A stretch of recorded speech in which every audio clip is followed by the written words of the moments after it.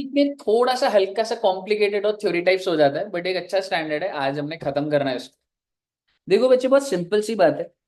जैसे अगर मैं आपको बोलूं जो डीएलएफ है, आपको क्या लग रहा है, क्या ये डीएलएफ और कस्टमर्स के लिए हेड ऑफिस प्रॉपर्टी बनाता है, नहीं बनाता? कहते हैं ना, गुड़गांव में आधी कंस्ट्रक्शन तो डीएलएफ की। ठीक है, तो डीएलएफ का खुद का तो बिजनेस है ही, that they make towers, they sell it. But क्या वो ऐसा होता होगा, रिलायंस बोल रहा है भाई मेरे लिए एक हेड ऑफिस बना दो?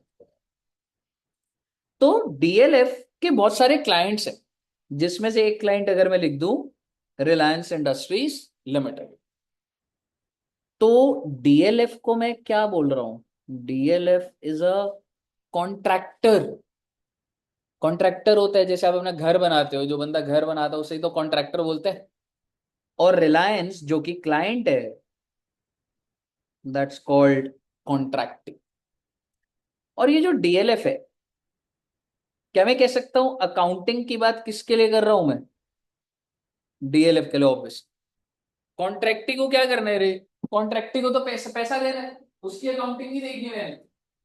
मेरे को आपको क्या सिखाना है कि डीएलएफ क्या क्या किस तरीके से अपना रेवेन्यू रिकॉर्ड करेगा, खर्चे रिकॉर्ड करेगा। तो आइए देखते हैं एक बार।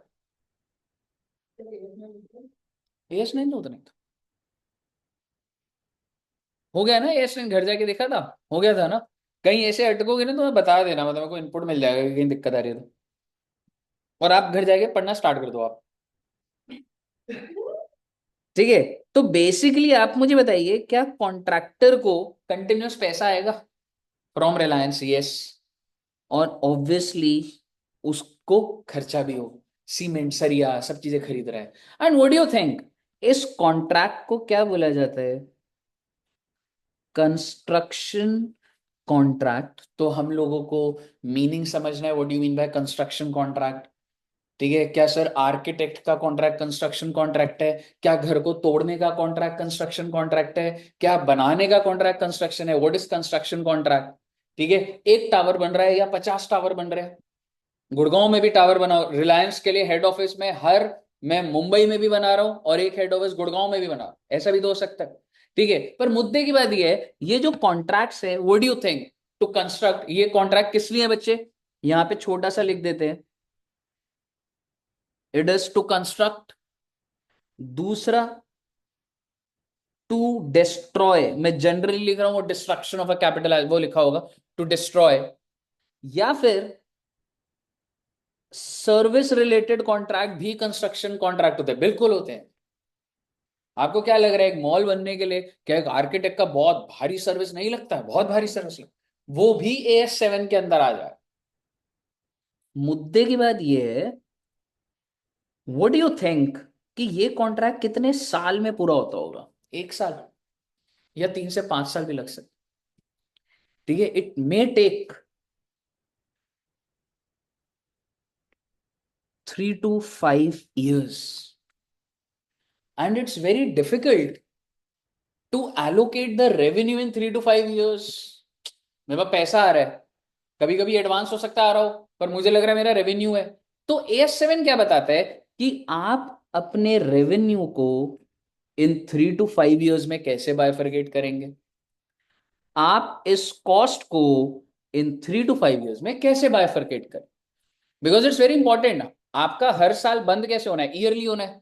तो क्या उस साल में जितना मैंने काम करा उसी से रिलेटेड रेवेन्यू बुक नहीं होना चाहिए, और उतना ही रिलेटेड कॉस्ट नहीं होनी चाहिए? सो इट बिकम्स टेक्निकल कि कैसे हम उस खर्चे, मेरे तो साइट्स पे करोड़ों रुपए का काम चल रहा है, समझ रहे हो? तो AS7 डील्स विद, आप ये कह सकते हैं, accounting treatment of construction contracts, like how you will record revenue, how you will record cost. And revenue cost इसलिए ही निकाल रहे हो, सो दैट आप क्या निकाल सके बच्चे? प्रॉफिट्स। समझ आया बच्चे क्या कहानी है? ओके,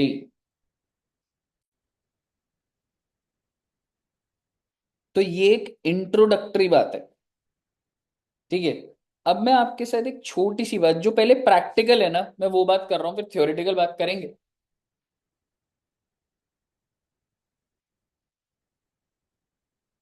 जो बोल रहा हूं वो लिखना। if the contractor feels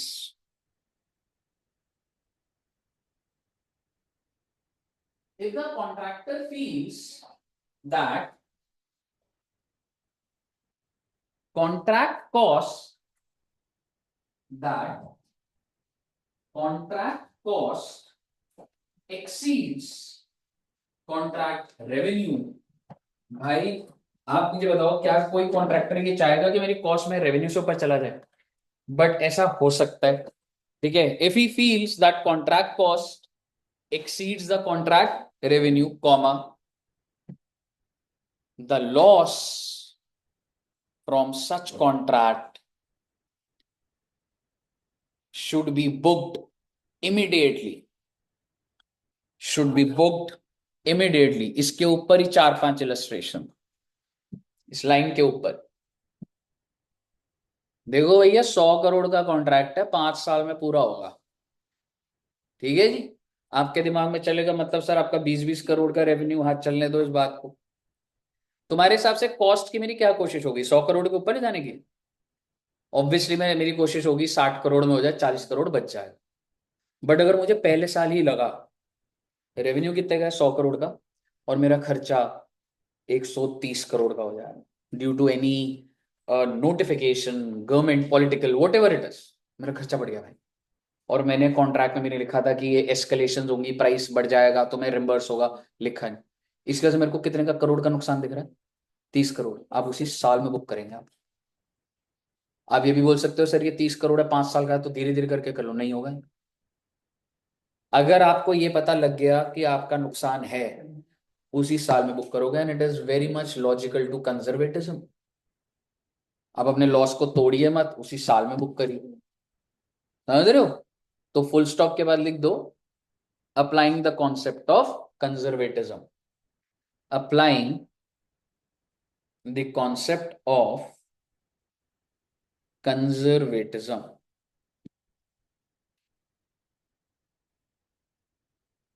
कहिए, क्लियर है बच्चे?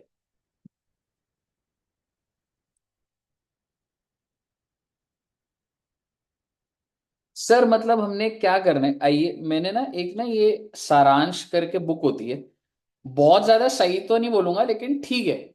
आईसीआई निकालता है, एएस को शॉर्ट में प्रिसाइज कर देता है। तो अगर मैं आपको बोलूं डेटा इसमें पूरा होता है, बट स्टिल हमें सेफर साइड घर पे जाके आपको पढ़ना तो है ही। पर पेपर क्या इसी से आएगा, chances are very much higher. Concept इसमें सारे हैं, ठीक है। तो इसलिए मैंने, और ये बुक आईसीआई की साइट पे है?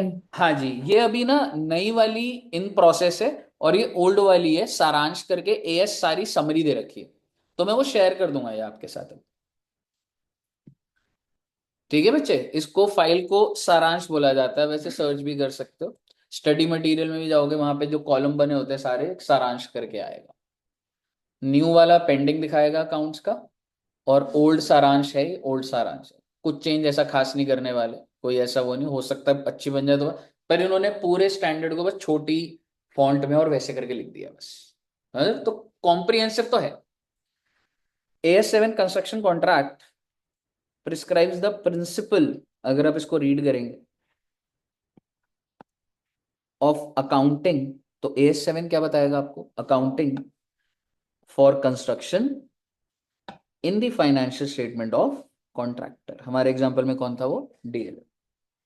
The focus of the standard is allocation of revenue and contract cost to the accounting period, which is generally more than, क्योंकि कॉन्ट्रैक्ट जो होगा वो 3 साल 4 साल होगा, तो वहीं तो दिक्कत आ रही है, ठीक है। In which construction work is perform, clear है? तो आइए अब अगला देखते हैं। तो ये जो बॉक्स भी बना रखा है ना मैंने, तो मतलब ये एक सेगमेंट हो गया, ठीक है। तो एक हेडिंग डाल सकते हो आप, मीनिंग ऑफ कंस्ट्रक्शन कॉन्ट्रैक्ट। अंदर लिखने की जरूरत नहीं है, बट हमने कंस्ट्रक्शन कॉन्ट्रैक्ट का मीनिंग देखा।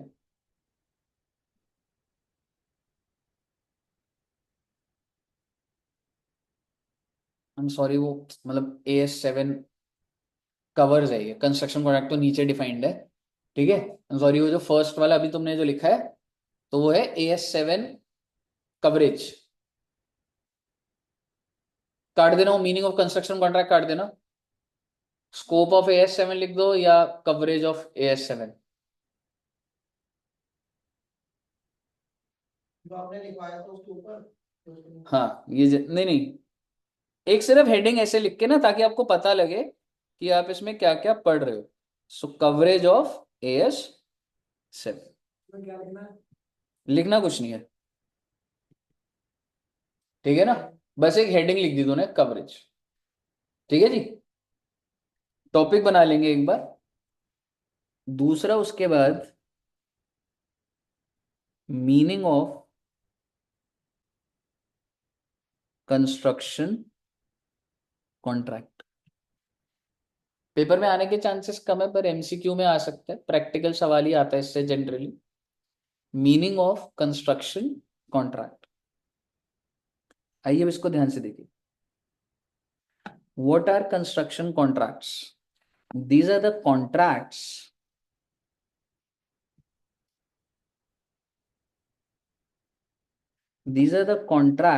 specifically negotiated for, किस लिए कॉन्ट्रैक्ट नेगोशिएट हो रहा है? कंस्ट्रक्शन ऑफ एन एसेट, मतलब एक एसेट, एक घर बना दूंगा आपका, एक मॉल बना दूंगा, और combination of assets that are closely inter. तो मेरे कहने का मतलब है, एक तो ये क्या हो गया, कंस्ट्रक्शन ऑफ एन एसेट और कॉम्बिनेशन ऑफ एन तो एसेट। ये लिखना है।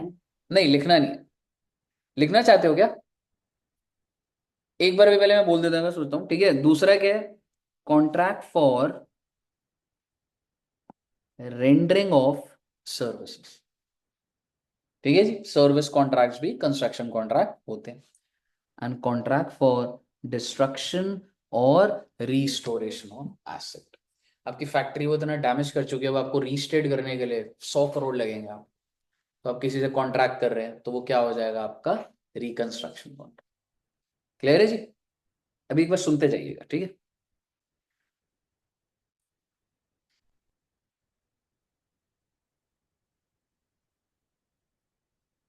कभी कभी पेपर में ऐसा पूछा जा सकता है, अच्छा हर कॉन्ट्रैक्ट की क्या अलग अकाउंटिंग होती है? मतलब DLF के एक ही कॉन्ट्रैक्ट, मतलब उसके 100 कॉन्ट्रैक्ट चल रहे होंगे, तो 100 के 100 का रेवेन्यू और कॉस्ट वो अलग एलोकेट करता होगा, या किसी एक टी शेप में एक ही जगह पे करता होगा? अलग अलग। आई थिंक आपने कॉस्टिंग में कॉन्ट्रैक्ट कॉस्टिंग पढ़ा होगा। हट गया अब वो, हट गया। कॉन्ट्रैक्ट कॉस्टिंग यही होता है, कॉन्ट्रैक्ट के 3 कॉन्ट्रैक्ट चल रहे हैं, तीनों का रेवेन्यू और कॉस्ट अलग अलग है। ठीक है, तो क्या कह रहे हैं, वेन अ कॉन्ट्रैक्ट, कॉन्ट्रैक्ट होता है एक डॉक्यूमेंट हमारी जो बात चले, मैं आपको कॉन्ट्रैक्ट शेयर करूंगा, ठीक है, covers a number of asset. मैं आपका गुड़गांव में भी ऑफिस बना रहा हूँ, मुंबई में भी बना रहा हूँ, और क्या मैं उसके दोनों के अलग अलग कॉन्ट्रैक्ट बेचता हूँ आपको, या एक ही कॉन्ट्रैक्ट बेचता हूँ? एक ही।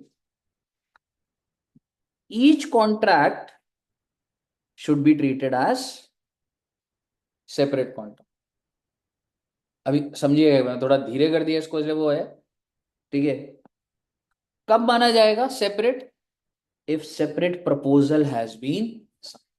देखो हमारी कॉन्ट्रैक्ट में बात तो एक ही उसमें हो रही है, कॉन्ट्रैक्ट एक ही चल रहा है, पर उसमें हेडिंग कैसे आती है? दिल्ली वाला आपका ये सारी बात है, फिर मुंबई वाले की ये बात है, एंड इफ यू वांट, आप दिल्ली वाला बनवा लीजिए, मुंबई वाला रहने दीजिए। प्रपोजल कैसे जा रहे हैं? अलग अलग जा रहे हैं, ठीक है। Each asset has been subject to separate negotiation. Reliance कह रहा है पहले दिल्ली की बात करूंगा, फिर मुंबई की बात करूंगा, दिखाने को तो एक कॉन्ट्रैक्ट है। अभी समझ रहे हो? अ कॉन्ट्रैक्ट, एक कॉन्ट्रैक्ट है, पर इसको मैं एक ही मानूं या अलग अलग मानूं? अलग अलग मानूं, because if it is subject to separate proposals या फिर सेपरेट नेगोशिएशंस, एंड कॉस्ट और revenue can be identified separately, और आप consumer are able to accept और reject part of the contract, so that is treated as a separate contract. Just because documentation में आप ये दिखा दो एक कॉन्ट्रैक्ट है, ऐसे नहीं है। हमें ये फैक्टर्स देखने पड़ेंगे, तब हमें पता लगेगा कि ये सिंगल कॉन्ट्रैक्ट है या ये 3-4 कॉन्ट्रैक्ट है। क्लियर है बच्चे? अच्छा अब आगे है कुछ ग्रुप ऑफ कॉन्ट्रैक्ट्स, बहुत सारे कॉन्ट्रैक्ट्स है, whether with a single customer और with several customer, should be treated as a single contract. अगर if you are in, you have to be in for all the construction, there is no separate negotiation I will do for you, तो वो single contract है वो, चाहे मैं 50 asset बना रहा हूं उसके अंदर। तो basically group of contract will be consider single contract if is negotiated as a single package, contracts are performed in a continuous sequence, and contracts are so closely related that they are in fact part of a single project with an overall profit margin।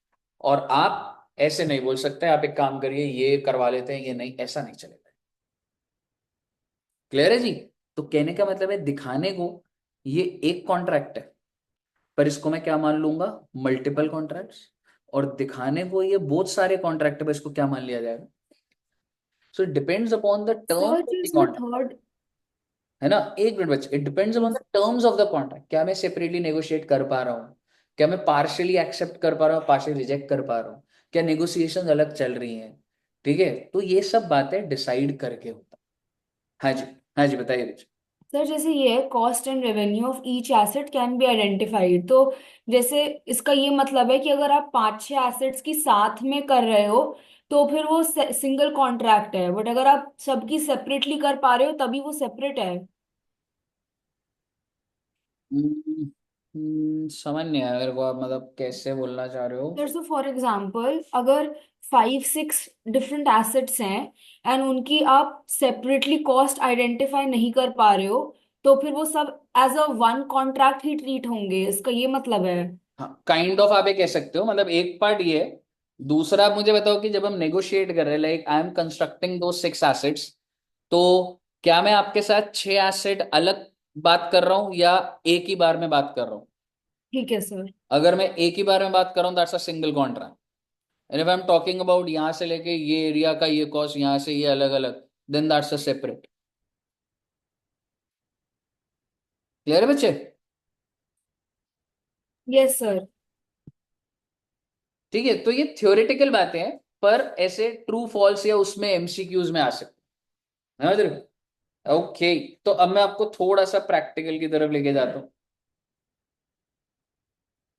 ठीक है, तो ये एक बार देख लिया हम लोगों ने।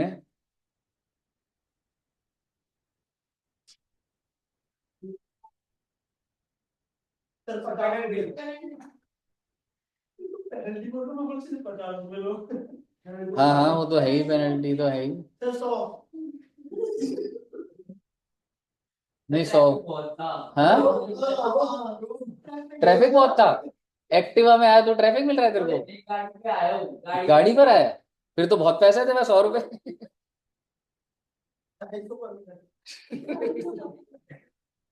ठीक है, आइए अगले लेते हैं।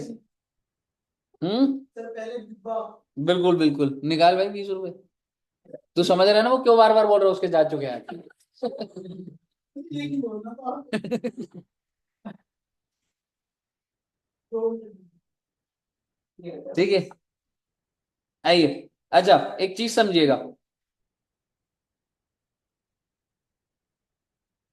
मैंने जो आपको कुछ लिखवाया था ना, मैं वो दिखा रहा हूँ।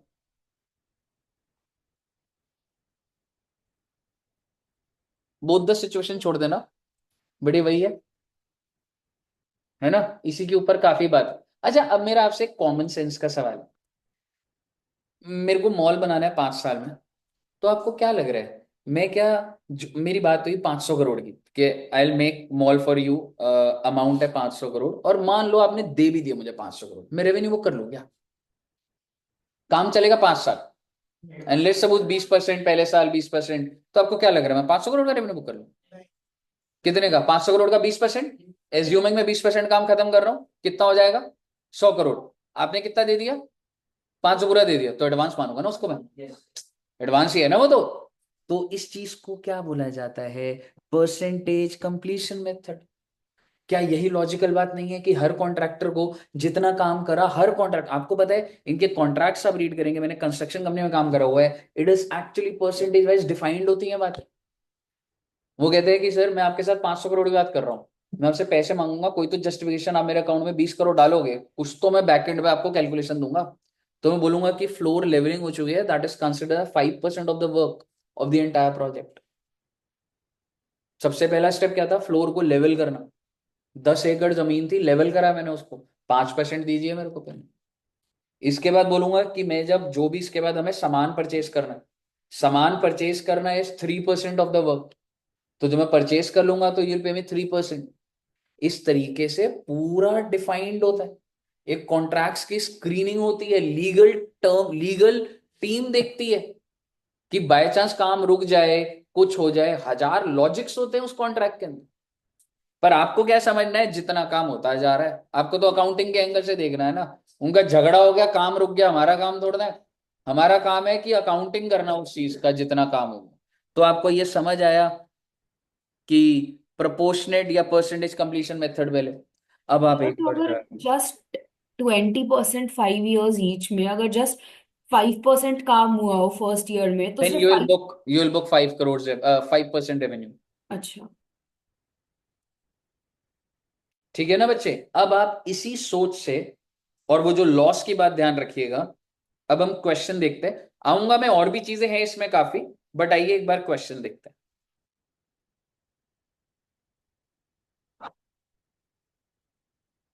क्योंकि ये सबसे इंपॉर्टेंट टॉपिक है, इसके 3-4 इलिस्ट्रेशन देखते हैं फिर आएंगे उस पर। चलिए, इलिस्ट्रेशन नंबर 3। X limited. अब ना जितना प्रैक्टिकली समझ जाओगे उतना आपके लिए इजी रहेगा। Commenced a construction contract on 1/4/2001। बहुत अच्छी बात है, कॉन्ट्रैक्ट है, फिक्स्ड कॉन्ट्रैक्ट प्राइस। अब मेरे को बात करनी पड़ेगी जो जो आएगी। देखो, कॉन्ट्रैक्ट के अंदर ना घुसने के दो तरीके होते हैं। एक होता है कि आपने उसको ठेका दे दिया, ये ले भाई 200 करोड़, ठीक है, और देखो 200 करोड़ में बनाना है। आप अगर अपने घर को रेनोवेट करो तो क्या ऐसा हो सकता है that there will builders will come और बोलेंगे सर आप हमें 2 करोड़ दीजिए, हम पूरा घर बना देंगे। पर क्या आपके आगे सवाल होंगे, मार्बल कौन सा लगाएगा? हाँ होंगे। वो पूरा बताएगा आपको, मैं ये कैटेगरी का, इधर ये मार्बल लगेगा, वॉशरूम में ये मार्बल लगेगा, टाइल्स ये लगेंगी, ठीक है, जो वॉशरूम फिटिंग्स है वो इस कंपनी की आएंगी, सारी चीजें बताएगा वो। नहीं तो मैं 2.5 करोड़ की बात करके वो खराब लगा गया तो एक चीज होती है लमसम बातें, 2 करोड़ पकड़ बना दे। अंदर की बातें हो गई मेरी, ये लगाएगा ये लगाएगा ये लगाएगा, 2 करोड़ बना। This is called fix price. ठीक है जी। दूसरा हो गया कॉस्ट प्लस। कॉस्ट प्लस में क्या होता है, मान लो घर के अंदर बिल्डर आया हुआ है, मैं बोल रहा हूं कि कूलर की फिटिंग्स लगेंगे। कूलर पता आपको, it is a premium washroom fittings brand. हाँ, जो वॉश बेसिन के ऊपर जो ये लगते हैं, ठीक है, वॉशरूम्स पूरे ग्लासेस वाले, ठीक है, कितने की फिटिंग्स होती हैं वो, क्या लग रहा है आपको? लाख ज्यादा बोल दिया अब आपने, ठीक है। हाँ आती तो है, आती तो है, ठीक है, पर आप पहले 20 रुपए दीजिए आप तो। हाँ कोई बात नहीं, कर दे, ठीक है। सो बेसिकली आप ये कह सकते हैं कि घर में ही बात हो रही है, तो आपको क्या लग रहा है, जैसे अगर घर बन रहा है तो घर में 4 लोगों का अलग व्यू पॉइंट होता है।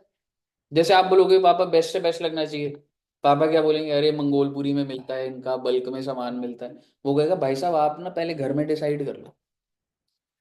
यानी कि जब कंफ्यूजन आ जाती है कि लगना क्या है, कितने पीरियड, क्योंकि when there are 4-5 people involve, तो कॉन्ट्रैक्टर कहता है सर मैं फिक्स्ड अमाउंट नहीं दे पाऊंगा, आपका स्कोप ऑफ वर्क ही बदलता रहता है। आप कह रहे हो सिर्फ पेंट करना है, पेंट होते होते आप कहते हैं पॉलिश भी कर दे यार। होता ही नहीं होता घर में ये, व्हाइट वॉश चल रही है, बोलोगे ये जो ग्रिल है ना इस पे पेंट भी कर दे यार, उसके अंदर इंक्लूड। वो कह रहे हैं सर एक काम करते हैं, ठेके वाला काम नहीं करते, मेरी जो जो कॉस्ट लगती जाएगी वो देते जाना आप, मेरा मार्जिन है कुछ, ठीक है। आप जो काम बोलो, आप बोलो ये दीवार को 10 बार पेंट करा, मैं 10 बार कर दूंगा पेंट। इसको बोला जाता है कॉस्ट प्लस कॉन्ट्रैक्ट। जब वो स्कोप ऑफ वर्क डिफाइन ही नहीं हो पाता क्योंकि वेरिएशन है, तो एक होता है ठेका हो गया, फिक्स्ड हो गया, जिसके अंदर डिफाइंड होता है ये हो रहा है ये हो रहा है, सॉर्टेड है सर, इतने लगेंगे, खत्म बात। और दूसरा कॉन्ट्रैक्ट है, कॉन्ट्रैक्ट दोनों ही है। और दूसरा क्या हो गया, कॉस्ट प्लस, कि सर मैं जो भी लगाऊंगा मैं आपको साथ चल लेना, मेरे ये कॉस्ट है, मेरा मार्जिन 20% है सर, मैं यहाँ पे सिर्फ आपका घर बनाने के लिए नहीं आया, समझ रहे हो, मैं काम कर रहा हूँ, कमाने के लिए बैठा हूँ, 20% मेरा मार्जिन। हालांकि ऐसा कम प्रेफर करते हैं builder, why would they share the their margins to you. नहीं तो आप फालतू में तंग करते रहोगे जबरदस्ती का, खुद तो बना गया खुद तो बना लो, यही आदत है।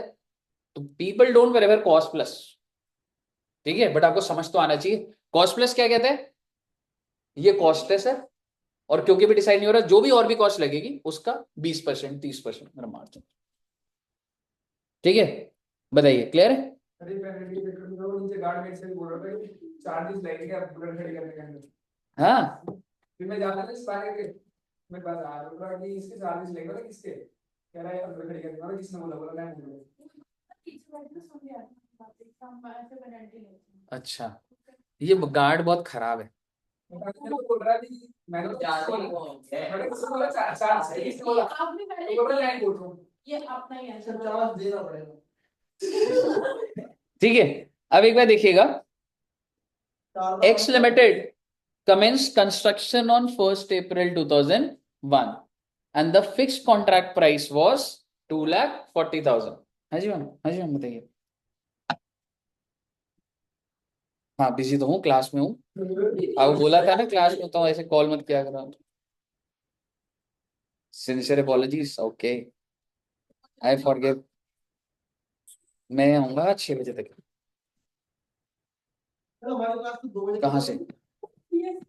ठीक हो, या सॉरी बोल रही है मैं। आपके बोलने ठीक है, ठीक है, आइए। अब आप मुझे एक बात बताइए, तो ये कौन सा कॉन्ट्रैक्ट है? Fixed contract price. तो मैंने बातों बातों में आपको फिक्स्ड कॉन्ट्रैक्ट और अभी कॉस्ट प्लस बता दिया, थ्योरेटिकली रीड कर रहा हूँ मैं। एक्स लिमिटेड कमेंस्ड ऑन एक chart, the fixed contract price was agreed to be 2 lakh. आपसे कितने रुपए लूंगा मैं? 2 lakh. The company incurred 81,000 in 2001-2002 for 45% of the work. अब आप समझिए, और आगे क्या लिख रहे हैं? 79 प्रोग्रेस पेमेंट रिसीव हो गई, ये भी मैटर नहीं करती। आप मुझे बताइए 2001-2002 में कितने परसेंट काम हुआ? So how much revenue you should book. आपको मिला नहीं मिला इससे कोई मैटर थोड़ा ना करता है, ड्यू बेसिस पे बुकिंग होती है। कितना बुक करूं? 45%? किस चीज का? 45% इज कंप्लीट। किसका बुक करूं? ऑब्वियसली 2 लाख का। आप अपने पीएनएल में, आपको क्रेडिट साइड पे कॉन्ट्रैक्ट रेवेन्यू दिख रहा होगा 90,000 रुपए का। 90,000 दिख रहा है आपको? ज्यादा देखने की और कोई जरूरत नहीं, क्रेडिट साइड पे दिख रहा है आपको। अब आप मुझे बताइए आपका खर्चा कितने का होगा? और आपको ये जज नहीं कर रहा जो एक्चुअल बेसिस पे मैं तो एंट्री डाल रहा हूँ ना, salary to cash, rent to cash, ये सारा खर्चा। तो मेरा एक्चुअल कितने का? 81। ठीक है, लेकिन एक कॉन्ट्रैक्टर को हमेशा ये जज रखना चाहिए, जजमेंट होनी चाहिए कि मेरा कितना खर्चा होगा, क्या होगा। ठीक है, ठीक है, एनीवेज, ठीक है, तो 81,000 बुक कर दिया। अच्छा, ये पूरा जो कॉन्ट्रैक्ट है, ऐसे मैं बीच बीच में बोलूंगा, the cost incurred in 2002-2003 on 89 to complete the rest of the work. मेरा आपसे एक जनरल सवाल, क्या इस कॉन्ट्रैक्टर को नुकसान हो रहा है ओवरऑल कॉन्ट्रैक्ट में? क्या ओपिनियन है आपका? टोटल कितना आएगा? 2 लाख। और जाएगा कितना? 81 प्लस 79, 1,60,000। तो इज इन प्रॉफिट। तो वो वाला झमेला तो नहीं है ना, बुक करो या कुछ करो। तो आपको पहले साल में रेवेन्यू बुक करा आपने परसेंटेज कंप्लीशन पे, जो आपका एक्चुअल खर्चा है, प्रॉफिट कितने का आ गया? आ गया 9 लाख, 90, सॉरी 9,000। अब मैं अगले साल पे जा रहा हूँ, क्या बाकी सारा काम हो गया अगले साल में? 2002-2003 में तो complete the rest of the work. तो मैं रेवेन्यू कितना बुक करूंगा? खर्चा कितने का हुआ? I book the profit. ये बनवाऊंगा भी आपसे, बन गया ये पहले। अब आइए जरा, कस्टमर का लेजर बना रखा। पहले साल में ड्यू कितना करा था मैंने? 90। और मिला कितना था? 79। दिया हुआ है ना ऊपर। तो बैलेंस आ गया कैरेट डाउन। फिर अगले साल ओपनिंग बन गया भाई, 110 से और डेटर बना दिया आपने। और मैंने एज्यूम कर लिया कि मुझे मिल गए होंगे। आपने नहीं करा होता तो कैरेट डाउन कर दो, आप क्या दिक्कत वाली बात है? क्लियर है जी? पीएनएल बना दीजिए, क्वेश्चन आपके सामने है, दोनों साल का पीएनएल बना दीजिए। तो पहले साल के पीएनएल पर फोकस कर लेंगे। कौन सा बताना है? डेटर वाला। कस्टमर का ना 79,000 की पेमेंट हो रखी है। पहले साल ड्यू कितना करा तूने? 90। 79 मिल गए, 11 कैरी डाउन, अगले साल वही ब्रॉट डाउन, और अगले साल पूरा काम हो गया तो 110 से और कर देगा, मैं रिसीव कर देगा सारा पैसा।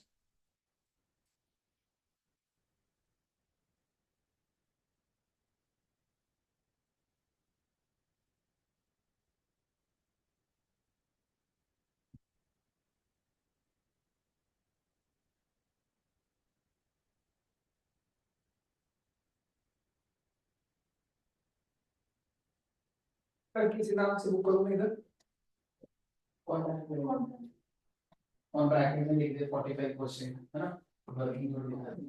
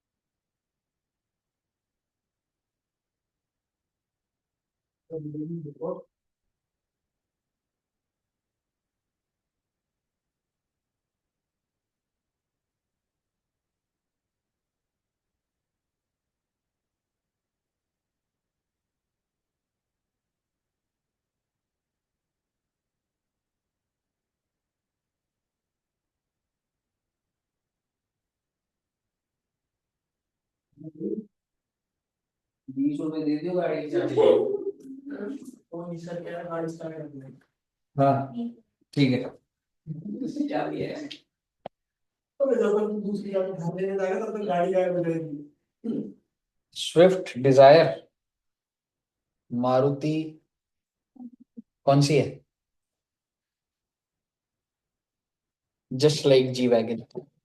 स्मॉल जी है।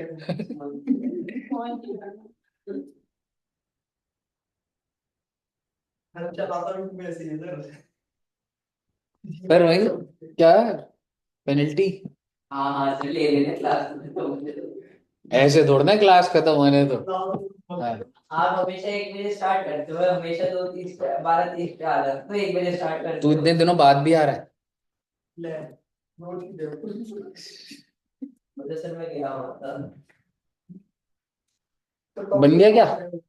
नहीं अभी चल। ट्यूसडे को गया सर ये पेपर वाले दिन। उससे पहले भी कह रहे थे कि सैटरडे को जाना वो है पेपर लगा। पोस्टपोन हो गया ना सर, प्लान मैं क्या कर सकता हूँ। तो सर ये जो 79,000 मिला है हमें इससे मतलब नहीं है ना। डेटर का लेजर में डालेगा बस, इसका पैसा मिल रहा है तेरे को। तो इसको मैं कस्टमर में दिखाऊंगा लेकिन पीएनएल में जैसे पीएनएल में क्या करना है? पैसा मिल रहा है नहीं मिल रहा उससे क्या फर्क पड़ रहा है?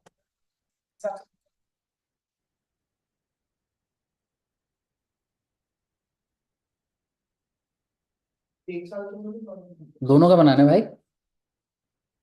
अब इसी पैटर्न के क्वेश्चन आएंगे 3-4।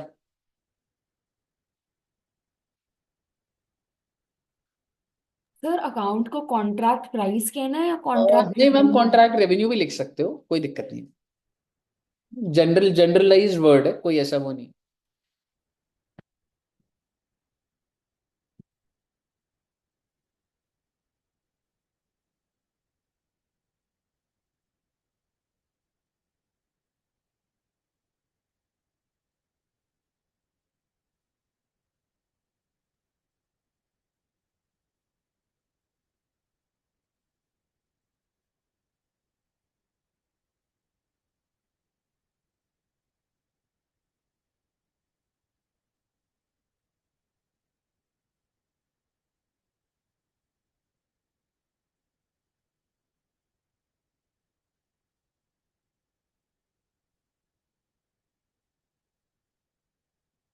तो मैं ड्यू कर रहा हूँ किस नाम से कर रहा हूँ कस्टमर के अकाउंट में। सेल्स या कॉन्ट्रैक्ट रेवेन्यू, कस्टमर एंट्री होती है, डेटा टू सेल्स ही होता है ना। टू सेल्स की जगह टू कॉन्ट्रैक्ट रेवेन्यू कर दे बस। बना दो इसको ना, प्रॉपर बना दो, कोई दिक्कत नहीं, तभी दिमाग में बैठे। और ये तो इजी है, इसमें अभी क्या है, क्या कोई नुकसान हो रहा है कॉन्ट्रैक्ट के अंदर? मुझे कुछ भी नहीं हो रहा, मैं तो सिंपल अकाउंटिंग करी है मैंने। खर्चा एक्चुअल पे, रेवेन्यू परसेंटेज कंप्लीशन पे, प्रॉफिट और लॉस बुक कर दिया मैंने।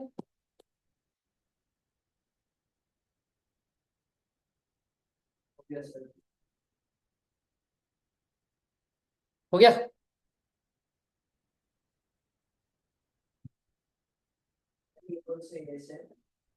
AS7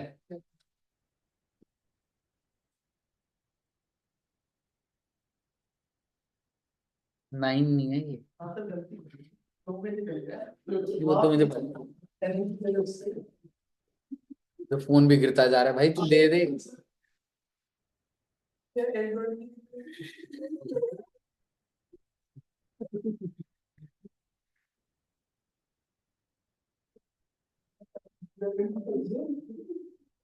किस चीज की?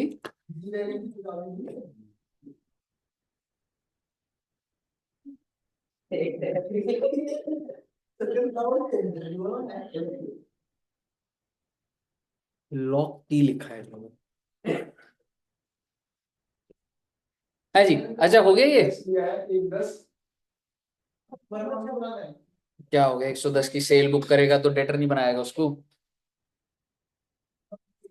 हाँ तो तूने बुक भी तो कराई है ना, सेल बुक करी है ना, तो एंट्री क्या डालता है? डेटर टू सेल्स डालता है ना। जब इनकम बुक करेगा तो डेटर भी तो बनाएगा।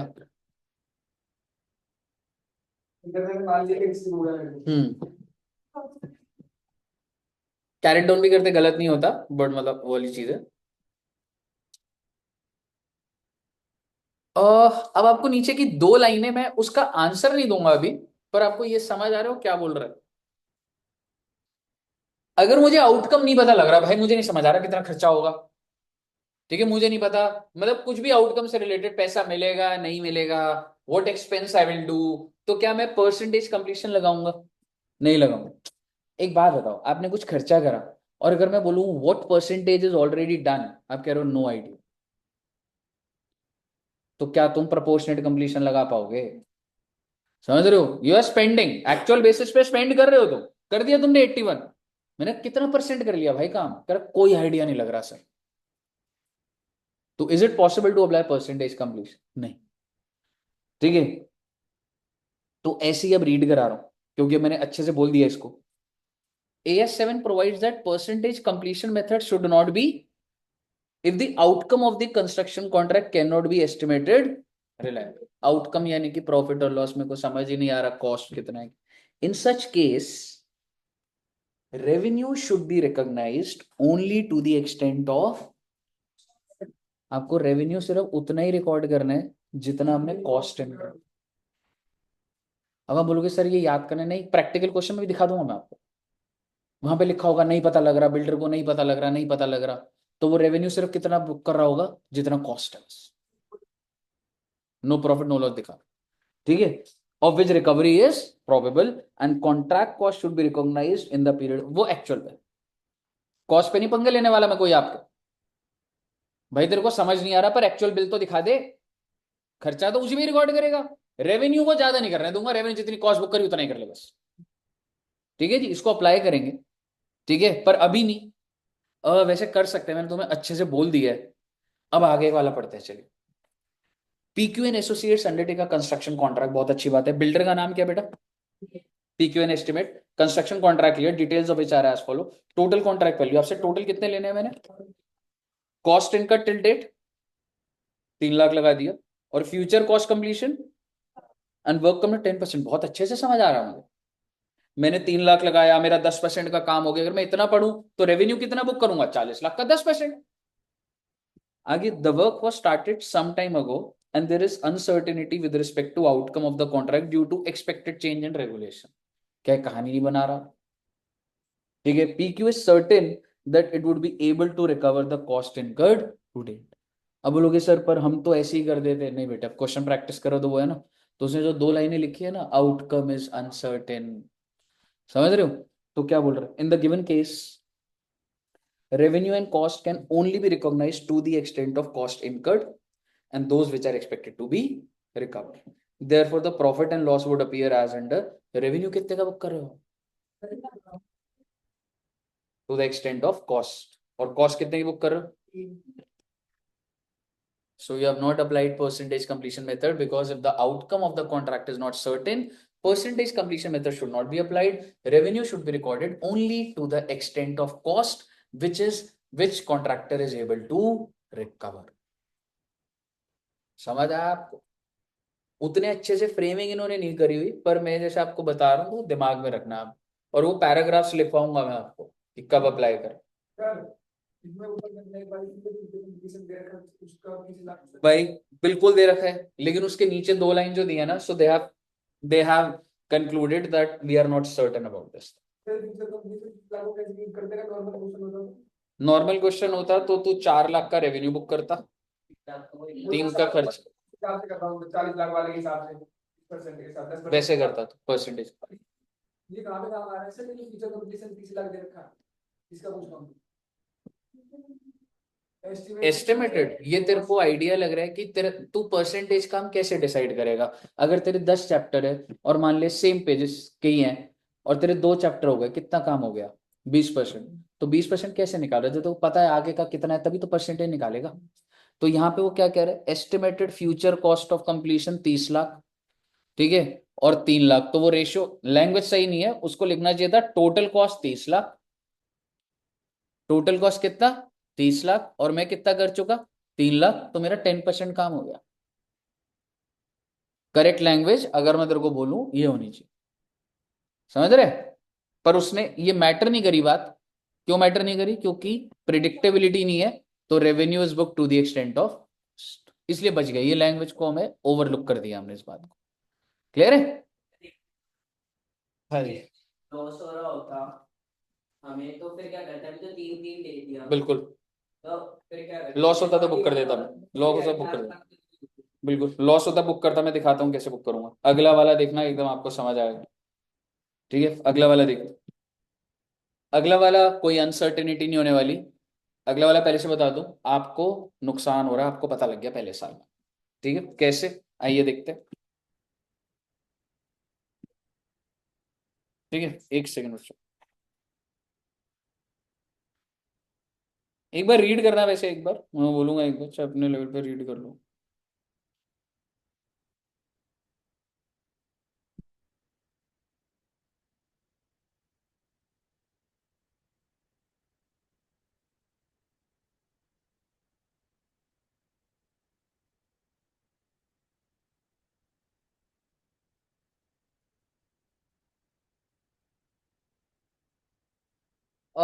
बोलूं अब? ओहो, ये तो करना ही नहीं था, सॉरी, ये कॉस्ट प्लस वाला है, सॉरी ये वाला नहीं करना था बच्चों पर, मुझे लगा दूसरा वाला है। कोई बात नहीं, ये वाला देखते हैं, ये अच्छा है। पर इससे पहले भी 1 मिनट रुक जाओ, एक अकाउंट बने हुए हैं इसमें, इजी, इन्हीं के ऊपर ज्यादा क्वेश्चंस है, ये भी कराना है।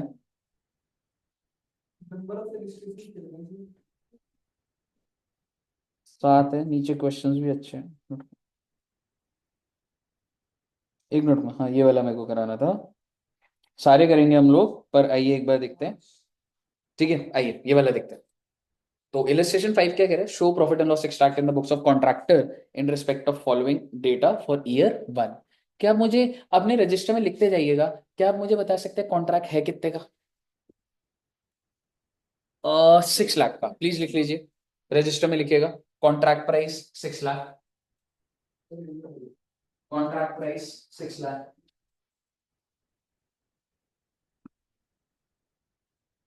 नेक्स्ट लिखिएगा, उसके नीचे cost incurred, how much cost is incurred? 3,90,000, तो 3,90,000 लिख दीजिए, cost incurred 390। Next line, cost to be incurred 260, तो क्या? हाँ, टू बी इनकर्ड, बिल्कुल। मैं कॉन्ट्रैक्टर हूं, मुझे पता है मेरा खर्चा होगा, क्या मुझे टोटल कॉस्ट बता देंगे मेरी कितनी होगी? इट्स नॉट एक्चुअल, बट मेरे को ऐसा लग रहा है कितनी होगी, 650। So total estimated contract cost, total estimated contract cost 650। क्या आप बता सकते हैं कितने परसेंट काम कर दिया आपने?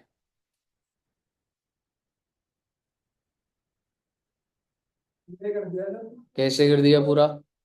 650 का खर्चा है, कितने रुपए का रिस्पेक्टिव काम कर दिया? 390। तो 390 डिवाइडेड बाय 650 इंटू 100 करो ना, परसेंटेज कंप्लीशन निकलेगी ना। अब आप एक बार आंसर में देखिए जरा, cost incurred 390, estimated cost 260, total 650, और परसेंटेज में कितना हो गया? 60%। तो क्या करूं सर मैं? और आपका ओपिनियन क्या है इस कॉन्ट्रैक्ट के बारे में? बिल्डर बहुत कमाने वाला है या फंस गया? फंस गया भाई। कितने रुपए से फंसा हुआ? 50,000 का नुकसान है। हाँ यार, जब तू कोई कॉन्ट्रैक्ट लेगा तेरे को आइडिया नहीं होता क्या? आप बिजनेस कर रहे हो, तू कोटेशन भी देकर आया उसको, तेरे को आइडिया नहीं है तेरी क्या कॉस्ट लगेगी क्या नहीं लगेगी? ठीक है, तो ये तेरा आइडिया है तेरे को कि अगले साल मेरी ये कॉस्ट लगने की 260, और अभी तेरा 390 लग गया। ठीक है, लॉस है। कितने का लॉस दिख रहा है आपको? 50,000। अभी सुनते जाइएगा अभी। Assume that contract period is 2 years and contract is 100% completed in year 2। ज्यादा दिमाग मत लगाइए। अब आप जरा प्रैक्टिकली सोचिएगा, सेल कितने की रिकॉर्ड करूँ? 600 का, 600 का, आई मीन सेल है। मेरा कॉन्ट्रैक्ट कितने प्राइस का? 6 लाख का। कितने परसेंट बुक करूं? 60%। तो 6 लाख का 60%, 3,60,000। आप देख लीजिए रेवेन्यू बुक हो रखा है।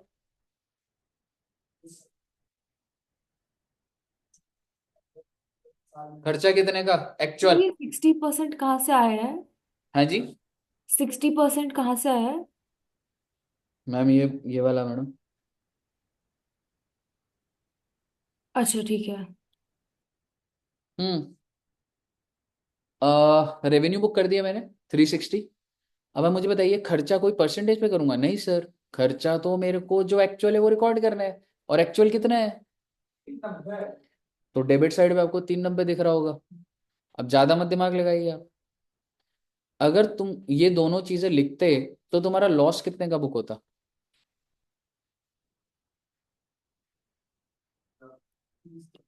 Exactly exactly। इसलिए कह रहा हूं इसको भूल जाइए आप अभी। इतनी बात समझ आ रही है ना? तो मेरा लॉस कितने का होता? पर क्या बिल्डर को पता नहीं है उसका टोटल लॉस 50 का है? तो प्रोविजन का बना और खर्चा लॉस बढ़ा अपना। इसी साल में टोटल लॉस बुक होना चाहिए तुम्हारा बुक्स में। तुम्हारा टोटल लॉस 50 का है, तो अगर 30 का हो गया तो कितने का खर्चा और दिखाऊं जो है 50 हो जाए? तो वो मैंने बना दिया जी, प्रोविजन के नाम से।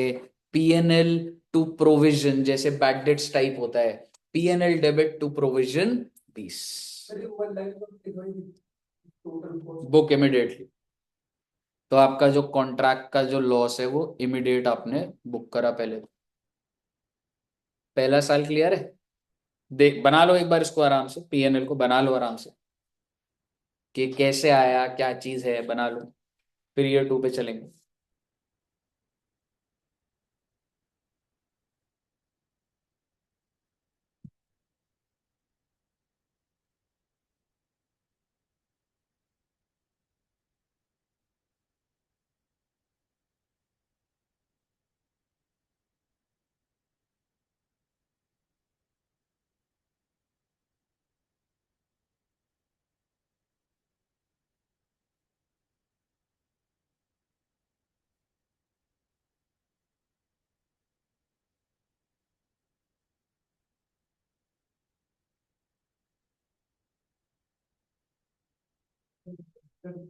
समझ आ गया? अब सेकेंड ईयर के बारे में सोचिए, you already book the losses. अब ये थोड़ा ना मेरे को और लॉस बुक करना है, कुछ है कर तो दिया भाई, हिट खराब कर तो दिया अपना पीएनएल। नेक्स्ट ईयर क्या होगा बच्चे? Can I say the entire contract is over, so what is the revenue I need to book? 240। 240 हो गया ना? And what is the actual expense?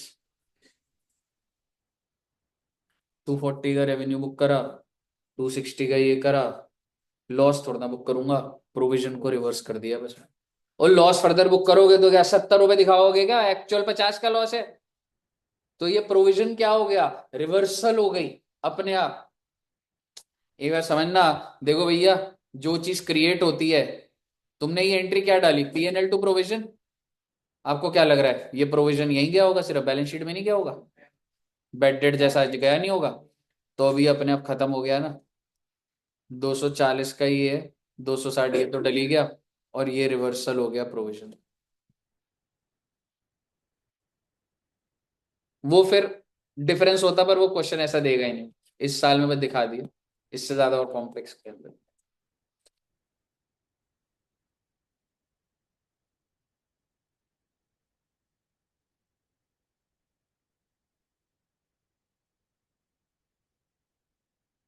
कम होता ज्यादा होता, मैं सारा का सारा प्रोविजन रिवर्स ही कर देता। जैसे आपका सवाल है, सर मान लो मेरा एक्चुअल खर्चा अगर 200 होता, ठीक है 200 हो जाता, ठीक है, और मेरा प्रोविजन कितने का चल रहा है, 20, तो उसको खत्म कर देता, कॉन्ट्रैक्ट खत्म हो रहा है ना।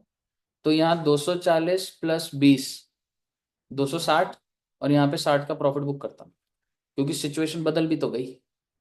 अगर खर्चे कम हो गए तो भी तो हो गया ना। सारे का बुक करते हैं प्रॉफिट। क्योंकि ले देखिए मैंने क्या बोला, 390 और 200, 590 और 600 का कॉन्ट्रैक्ट है। तो तूने अगर 50 का हिट दे दिया था तो 60 का प्रॉफिट दिखाएगा, तभी 10 का प्रॉफिट दिखेगा। काफी गहरी बात बोल दी मैंने, यहां तक ले जाने की जरूरत नहीं है मुझे, बट नेट इफेक्ट सही आ रहा हो। कॉस्ट को एक्चुअल पे ही बुक करो, रेवेन्यू परसेंटेज पे ही बुक करो, लॉस इमीडिएट बुक करो, और अगले साल अगर कुछ भी लॉस खत्म तो करना, प्रोविजन रिवर्स तो होगा ही होगा। सर इस ये सिस्टम समझा दो, हमें यही पता होता है कितने परसेंट काम कंप्लीट हुआ है, अनसर्टेन होता तो कैसे। तो भाई तू सिर्फ उतना ही रेवेन्यू रिकॉर्ड करता to the extent of cost, but तू ऐसा अगर तो तू 390 का बुक कर देता। और सेकंड में पर अगर मेरे को डेटा दिया होता कि मैं इतना ही, कुछ ना कुछ तो दिया होता परसेंटेज में, तो मैं इस एंगल से तो कंजर्वेटिज्म के एंगल से 390 भी बुक करता। तो टेक्निकली मैं ज्यादा ही बुक कर रहा हूँ, पर to the extent of cost of which recovery is बस प्रॉब्लम। ठीक है पहले साल में 390 कर दिया बहुत सारे। ठीक है सर, आपने 390 दूसरे वाले में कॉन्ट्रैक्ट प्राइस से ऊपर थोड़ा ना चला जाएगा, और तू ये थोड़ा ना बोलेगा 260 का भी कर दो, तेरा ठेका ही 600 का है। हाँ प्रोविजन नहीं लगा। मेरे को पता है, इतना नहीं पता मेरे को, ये पता है कि इस प्रोजेक्ट में लॉस होगा 50 लाख का। और जैसे हमें तो तू लॉस बुक करेगा, loss 390 390 करा, मान लेते को पता है, तो ये अपने में ही बात काउंटर हो गई। तू ये कह रहा था कि तुझे पता नहीं है, और अब तू कह रहा है पता है, तो ये मेरे को ये पता है कि कितने काम कंप्लीट हो गया। इसका मतलब तेरे को अपनी फ्यूचर कॉस्ट भी नहीं पता, इसका मतलब तू अपना फ्यूचर प्रॉफिट या लॉस निकाल ही नहीं पा रहा। मैं वही कह रहा था। Moment you don't know percentage कितना काम हुआ है, तो कैसे प्रॉफिट निकालेगा। सर एक बार आप वो 60% वाली कैलकुलेशन दिखा दोगे क्या, स्क्रॉल अप करके। क्या कह रहा है, मेरे को ये पता है कि मेरे को आखिर में 20% सपोज प्रॉफिट हो गई होगा। ऐसे नहीं होता।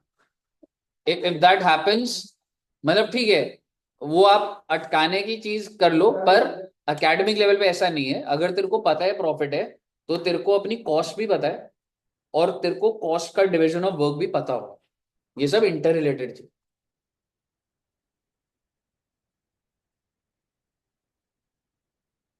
क्योंकि अगर तेरे को तेरा प्रॉफिट पता है, तो तेरे को तेरी कॉस्ट पता है ना। तेरे मैं तेरे 20 रुपए भूल गया था, हाँ पर इस डाउट के बाद याद आ गया मुझे कि लॉस तो आपको बुक करना पड़ेगा।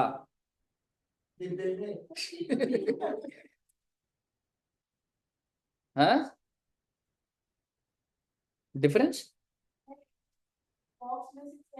अच्छा कितने इसमें अभी, 570 आज के 70, 570 30 ले लो, इससे सेव हो जाएगी। 570 नहीं होंगे यार, ज्यादा होंगे।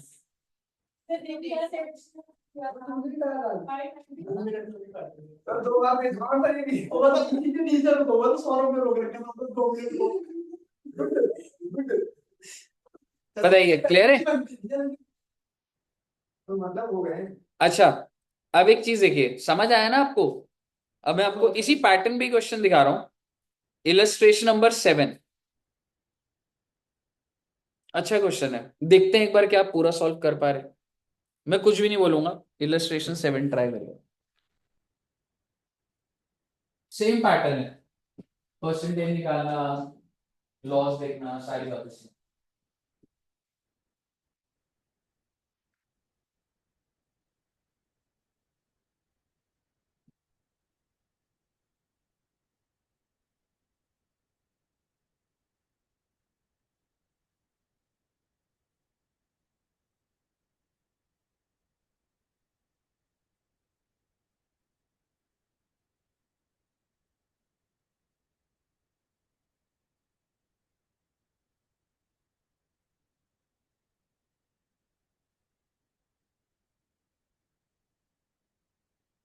पहले तो लॉस लग रहा है, हो रहा है कॉन्ट्रैक्ट में, लॉस हो रहा है भाई, हाँ सर। ये और ये भाई लॉस है भाई, परसेंटेज भी निकल जाएगी, दिस डिवाइडेड बाय दोनों का टोटल, है ना, कहानी बन जाएगी।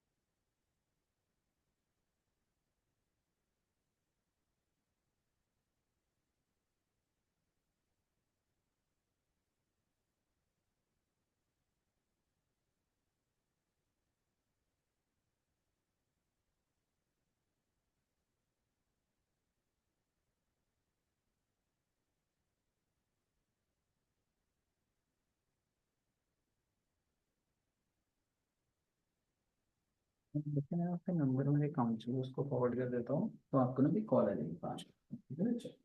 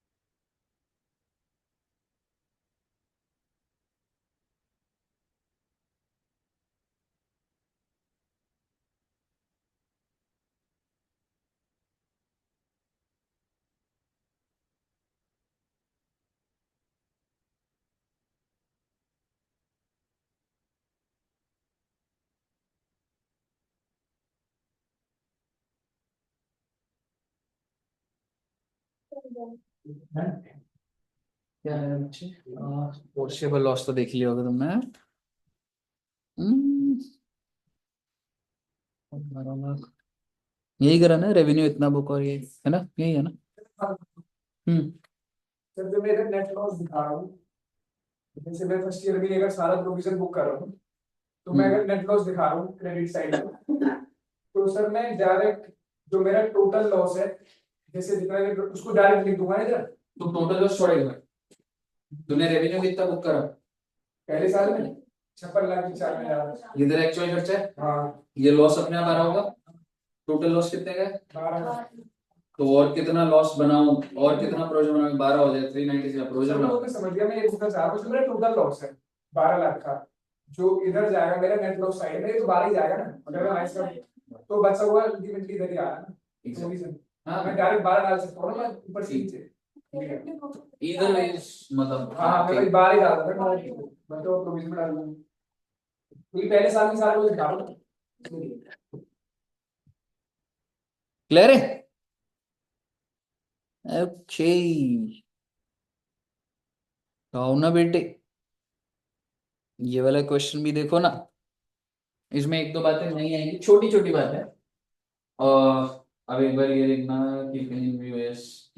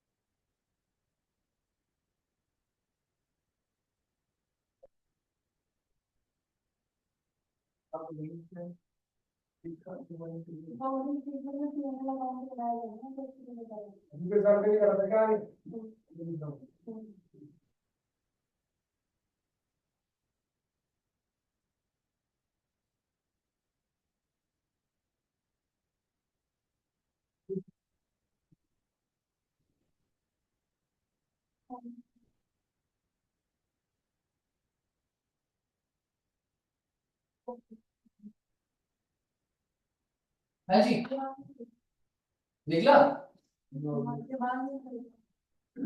मैं बताऊं, अच्छा एक बात बताऊं, कॉन्ट्रैक्ट प्राइस कितने गए, वर्क सर्टिफाइड, मतलब वो कुछ पढ़ा है कॉस्टिंग में, सर्टिफाइड मतलब एक इंजीनियर बोल देता है, इतना है, कोई दिक्कत वाली बात नहीं है, सर्टिफाइड होता है, अग्री हो गए। वर्क अनसर्टिफाइड इज ऑल्सो, आप ये कह सकते हैं कि खर्चा तो हुआ ही हुआ है, तो आप मुझे एक्चुअल एक्सपेंस बताइए। 605, ठीक है, 605 lakhs।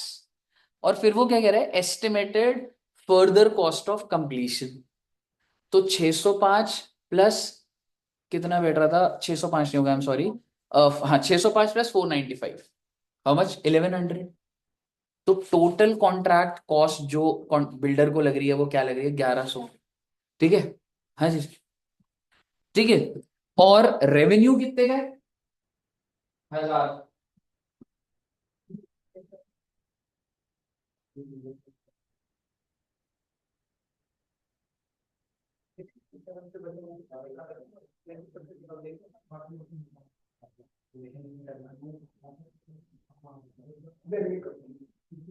माइनस कर देना, अगले साल के लिए बुक कर दो, चलो साल के लिए से हाथ लगा था, साल में कितना नहीं पड़ा, चार माइनस का पूरा करेगा, फिर और खर्चा कितना निकल ये तो रहेगी और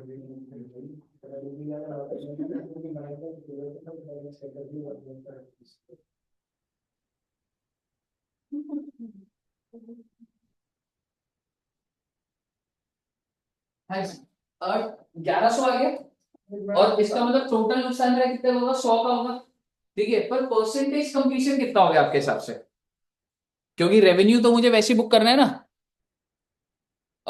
वो ड्यू कितना परसेंटेज कंप्लीशन, एक बार देखना बच्चे, मैं बताता हूँ। ये देखो, 500 में से 605 हो गया मेरा, और फर्दर आगे मेरा 490 1100 हो गया। तो हाउ मच कंप्लीटेड, 605 डिवाइडेड 1100, तो कितना परसेंट आ गया, 55। तो आपको ये ध्यान रखना है कि मेरे को सिर्फ सर्टिफाइड का नहीं लेना था, मैंने टोटल लिया फिर परसेंटेज कंप्लीशन निकाला मैंने। ठीक है, पहले 55% तक पहुंच जाओ। पहुंचा 55% पे? अभी से चालू नहीं करा, अब चालू हुआ। अब थोड़ा फ्लो बन भी जाएगा, एक बार ट्राई कर लो एक बार।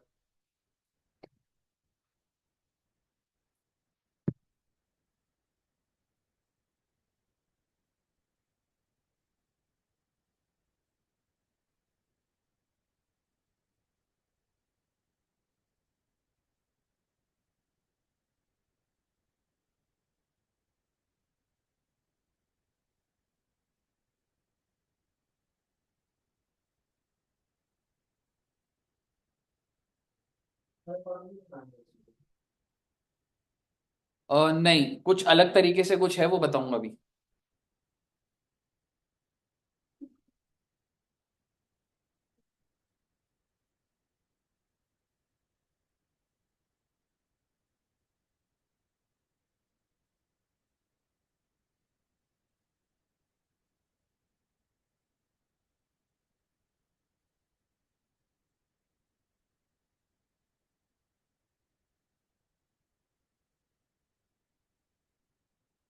हो गया बच्चे? अच्छा, क्या करा आपने, एक बार मैं देख देता हूँ। टोटल लॉस था 100 का, 55%, तो रेवेन्यू कितना बुक करा आपने? 550। और खर्चा कितने का बुक करा होगा? हाँ, एक्चुअल एक्सपेंस कितना बुक करा होगा? सोचो, दिमाग लगाओ, एक्चुअल बेसिस पे। 650। आई थिंक कितना हो गया था हमारा? 605, आई एम सॉरी, 605। तो कितने को और प्रोविजन बनाऊं? 45, सो दैट मेरा पूरा लॉस बुक हो जाए। यहां तक स्टैब्लिश बात है।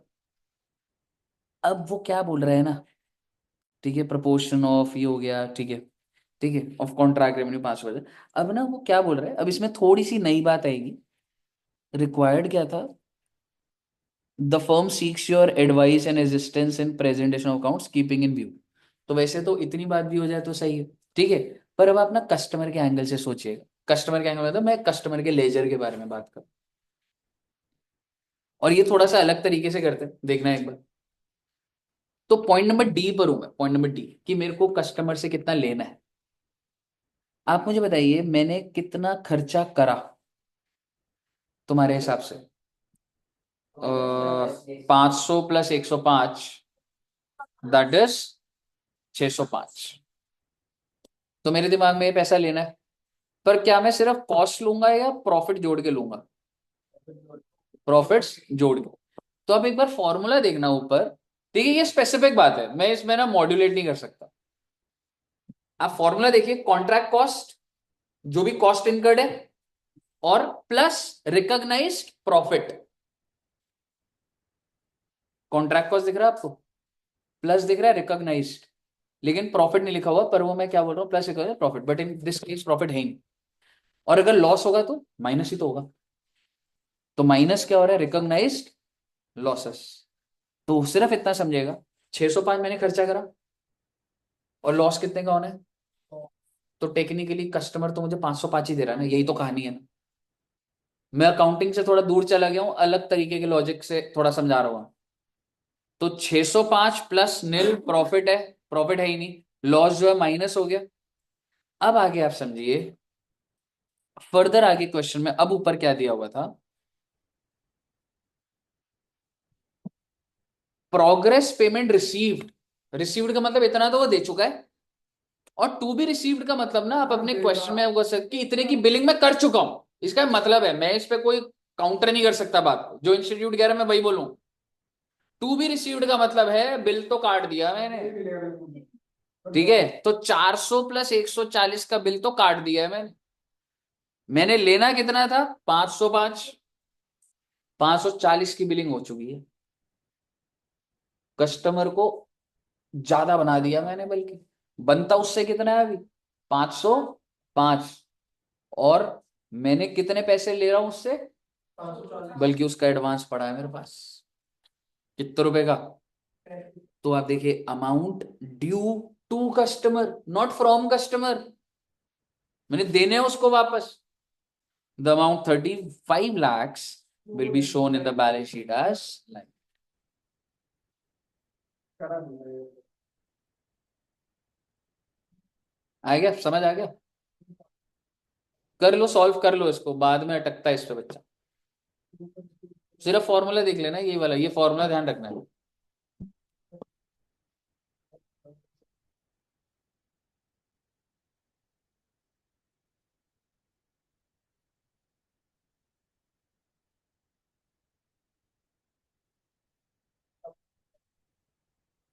अरे कुछ नहीं है, cost plus profit minus loss, ये हो गया रेवेन्यू ही हो गया।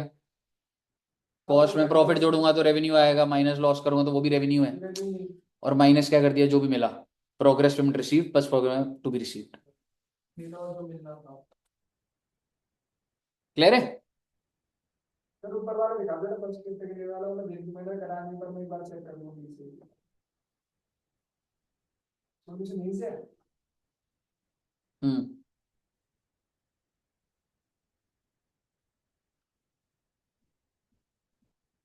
उसमें निकालना क्या से डाल के निकालना था, कितना लाइन की बची।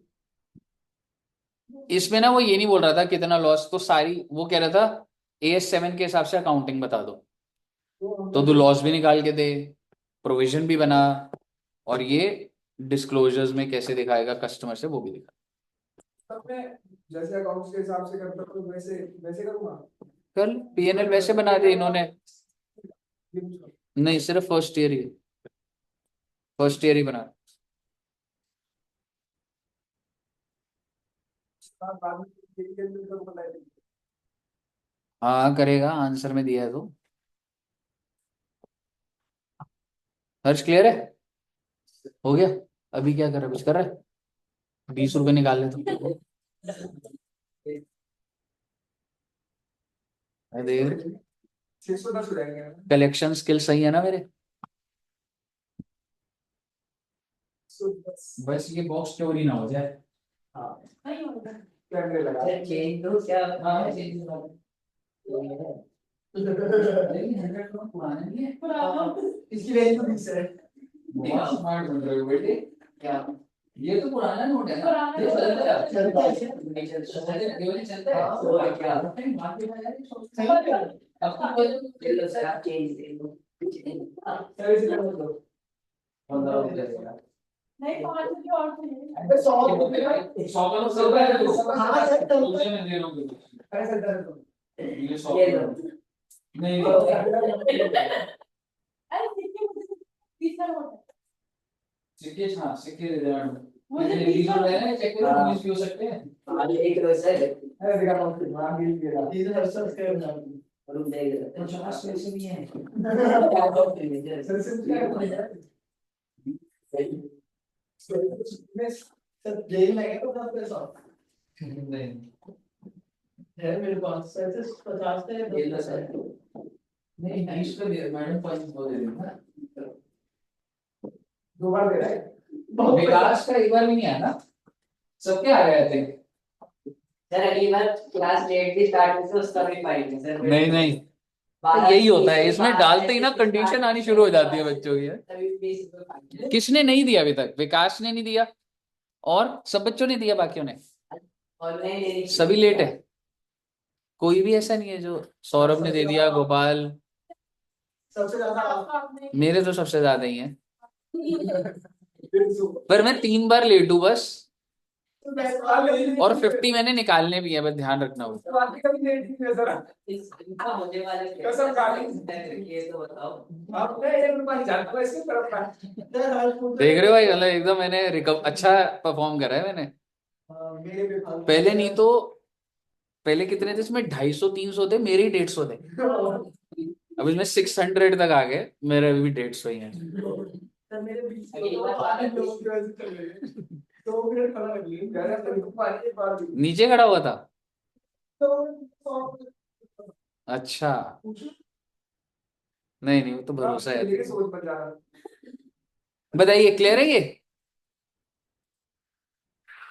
पास में देता हूँ। मैं इतना ही रखते हैं यार, 10-15 मिनट का रह गया। कर ली। सर पूछ रहा नहीं कराऊंगा मैं, 10-15 मिनट का रह गया। ठीक है जी, हाँ यहाँ तक क्लियर है बच्चों को? ओके, वैसे तो अगर आपको बोलूं, आपका मन हो कि नहीं पढ़ना है, पढ़ तो सकते ही हो सारा। ठीक है।